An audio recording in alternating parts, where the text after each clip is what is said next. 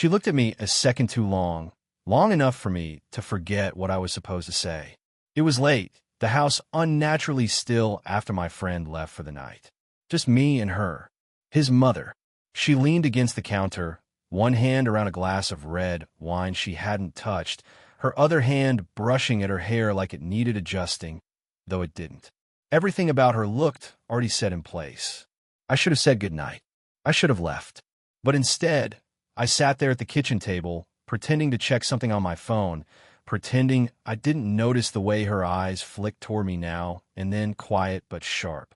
She was older, mid-40s, maybe, and carried herself with the kind of calm I had never seen in someone my age.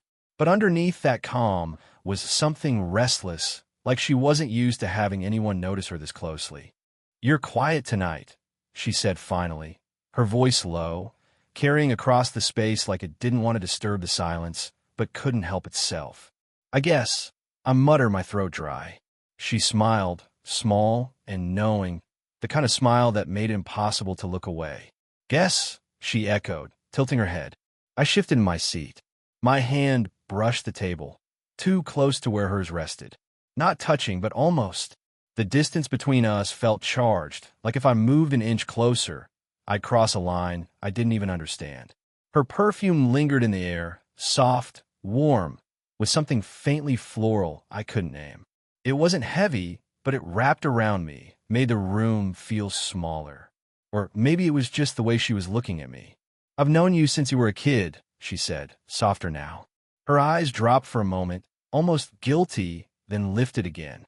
"But tonight you don't seem like one." The words hit harder than I expected. I laughed nervously, though nothing about this felt funny. "Is that good?" I asked, and immediately wished I hadn't. She set her wine glass down, fingers lingering on the stem. "Depends," she said, leaving the rest unsaid. The silence that followed wasn't empty. It pressed in around us, thick with everything I wanted to say, but couldn't. My pulse was in my ears. When she finally moved, it was subtle. Her hand slid across the table, slow, deliberate, until the back of her fingers brushed mine. Just enough to make me freeze. I didn't pull away. Neither did she. Her eyes met mine, steady, unblinking. For a moment, I forgot where I was, forgot who she was supposed to be to me. All I knew was the warmth of her touch and the way her breath caught, barely audible, as if she'd surprised herself. Then she leaned back slightly, reclaiming the space she'd just given up, and with a low, almost teasing tone, she said, "If you stay quiet, I'll show you something." I swallowed hard, words caught in my throat. My hand still tingled where hers had touched it, the ghost of her fingers refusing to fade.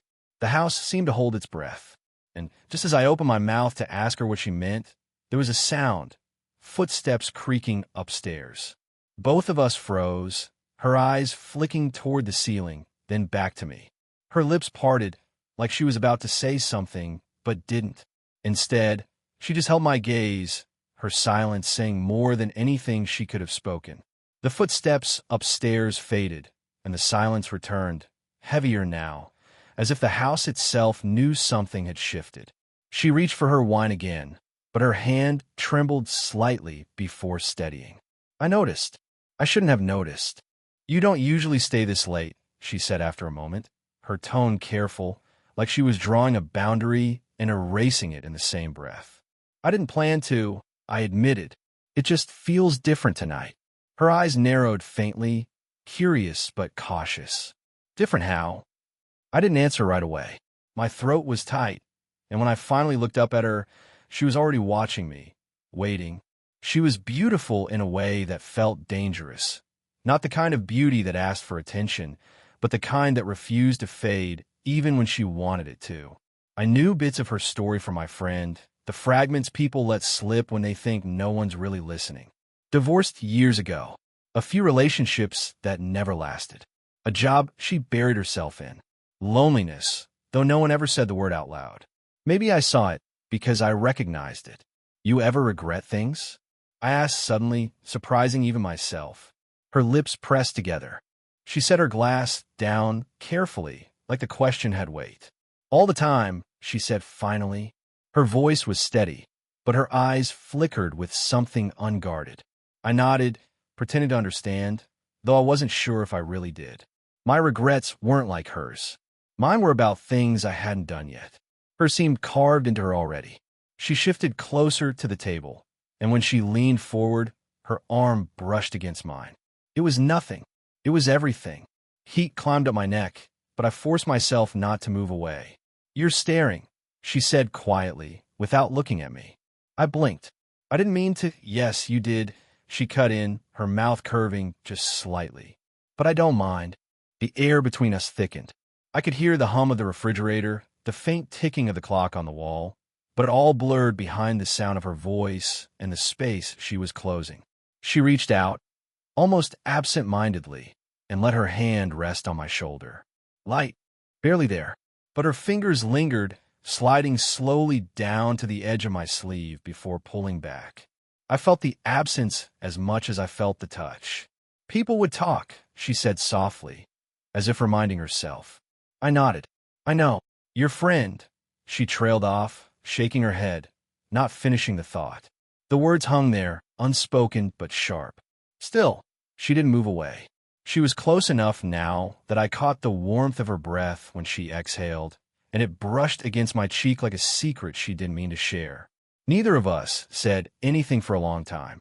Finally, she lifted her eyes to mine and held them there, steady and unflinching. It wasn't a smile, wasn't even approval. It was something heavier. Her hand returned, this time settling on mine, firmer than before. She didn't let go. Her hand was still on mine when the sound cut through the room, a phone buzzing on the counter. Both of us jolted like we'd been caught, though the kitchen was still empty. It was hers. The screen lit up with my friend's name. She snatched it quickly, holding it tight in her palm, eyes flicking to me with a sharpness that said more than words. "Don't say anything." She let the call go unanswered, the hum of it rattling the silence. I tried to look away, but I couldn't. She looked younger in that moment, or maybe just less guarded, though her jaw was tense. When the phone stopped, she exhaled slow, deliberate. "He forgets things," she said quietly, an excuse for why he might call at midnight. I nodded, but my chest felt too tight. She didn't move her hand right away. When she finally did, it wasn't back to herself. It brushed along my wrist first, her fingertips tracing the faint line of veins, as if memorizing them. I swallowed hard. My pulse jumped beneath her touch.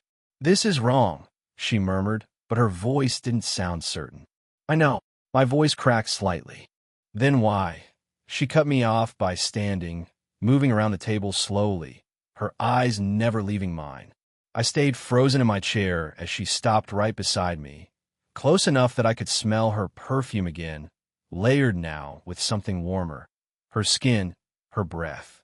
I tilted my head up. She tilted hers down.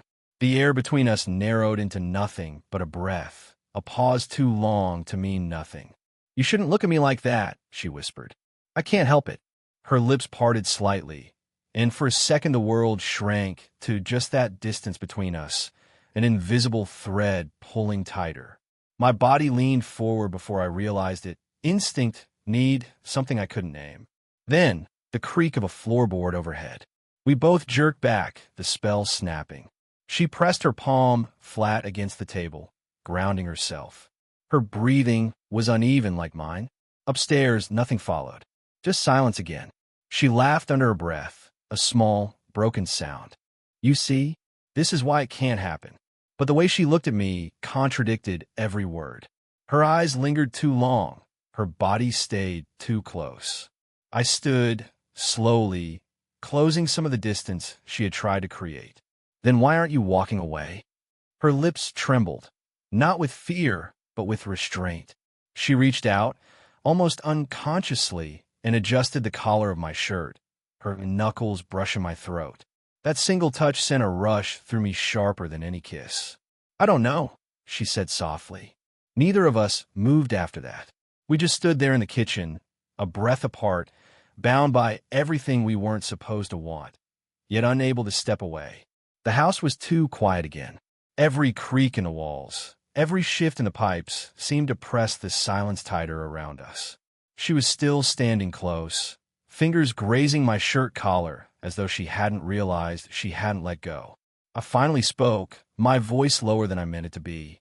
You keep saying it can't happen, but you keep staying. Her hand froze.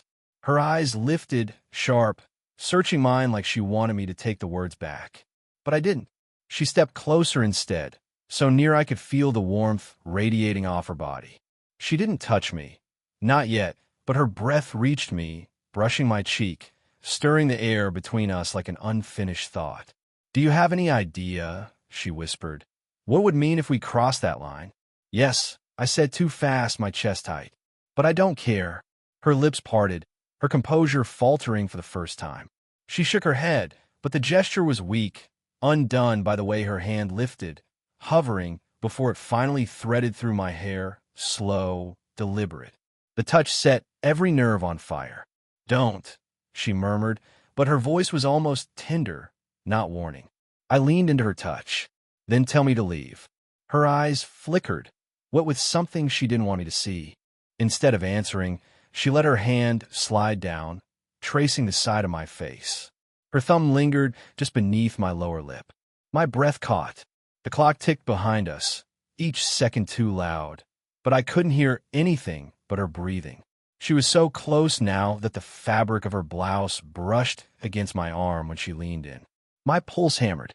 "You make me feel," she started, then stopped, shaking her head. "I haven't felt this in years." Her confession shattered the last barrier. I lifted my hand to her face, brushing a loose strand of hair from her cheek. My fingers lingered along her skin, warm, impossibly soft. She closed her eyes for half a second, leaning into the touch before catching herself. "This isn't fair," she whispered. "Then stop me." But she didn't. Her eyes opened again, locked on mine, and in them I saw every contradiction: fear, hunger, regret, longing. She leaned forward, so close that her lips hovered a breath away from mine. The world narrowed to that single point of contact, the edge of something neither of us could take back. My hand slid to the back of her neck, pulling her the smallest fraction closer. She didn't resist. Her mouth was about to meet mine when a sharp knock at the front door. We froze. The sound reverberated through the house, splitting the air like lightning.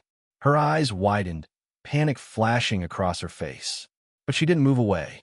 Her lips were still there, inches from mine, trembling with the words she hadn't yet spoken.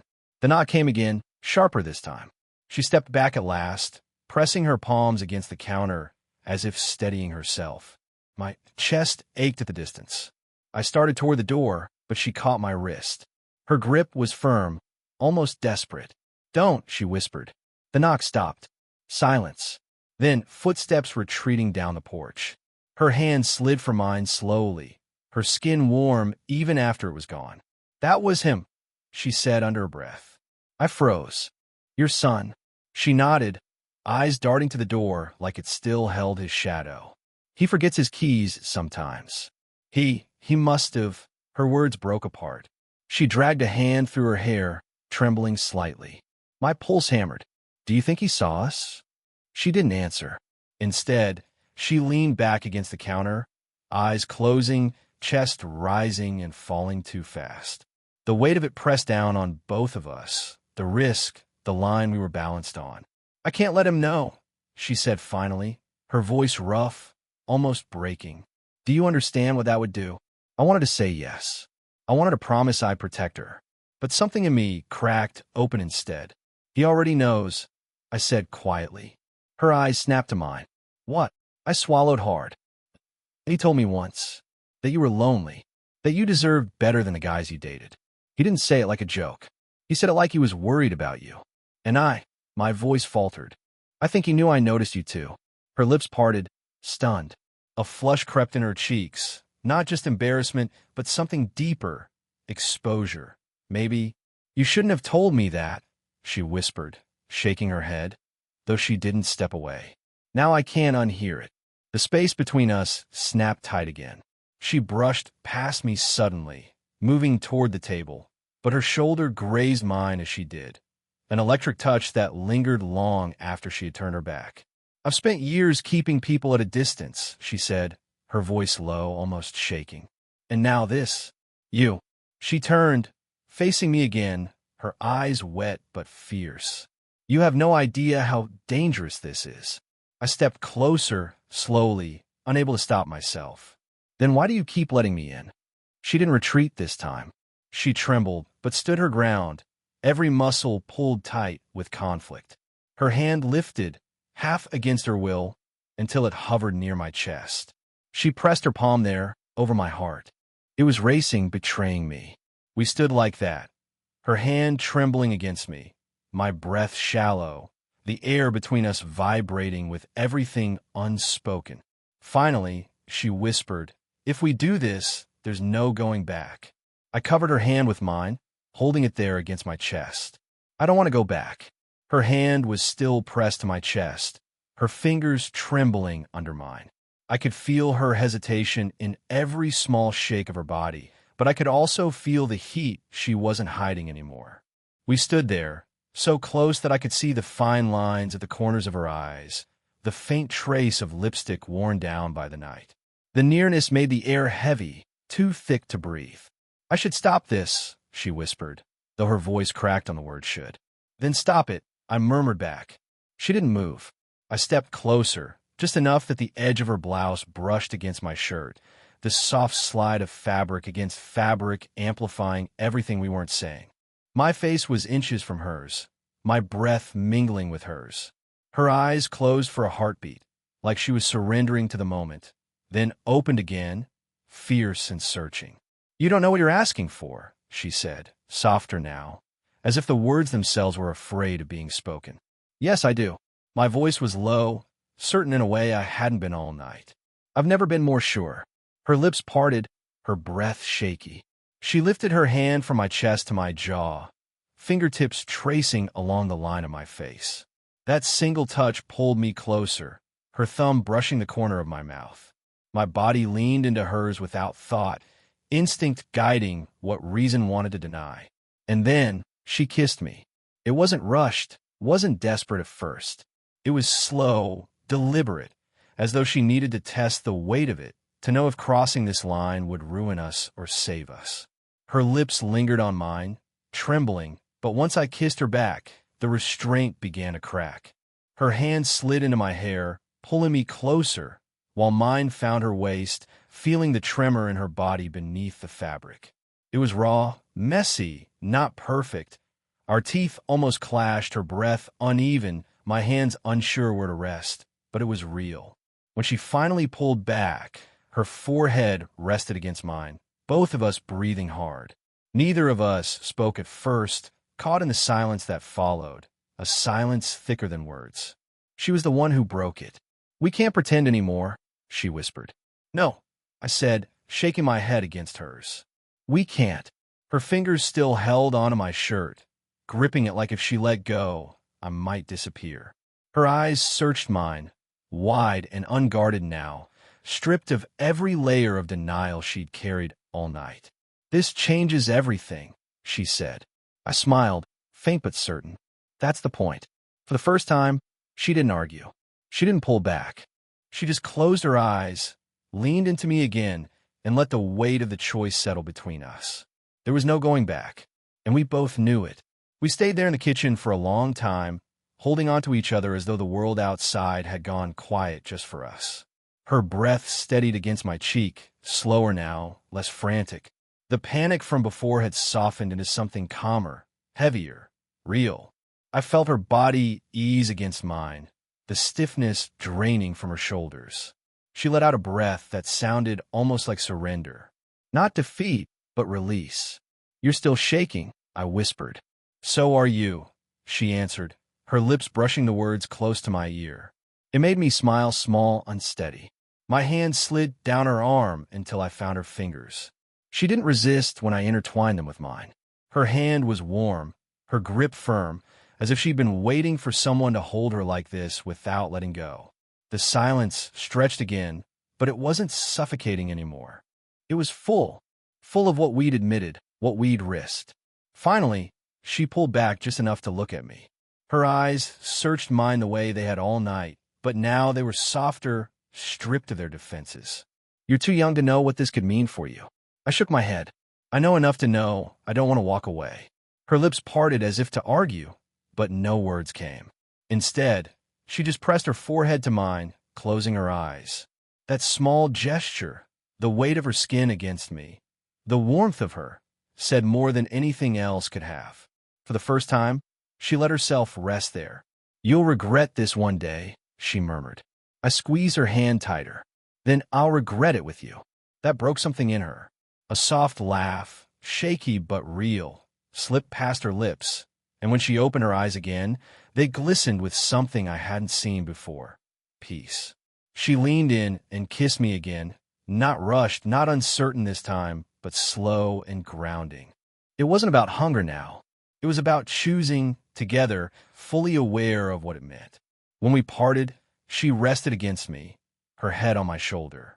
I held her like that, my chin brushing her hair, breathing her in. The hum of the refrigerator, the faint tick of the clock, the world outside, all of it faded. We were just two people who had stopped pretending. Eventually, she whispered, "So what happens now?" I smiled into her hair. Now we stopped fighting it. And for the first time all night, she didn't argue.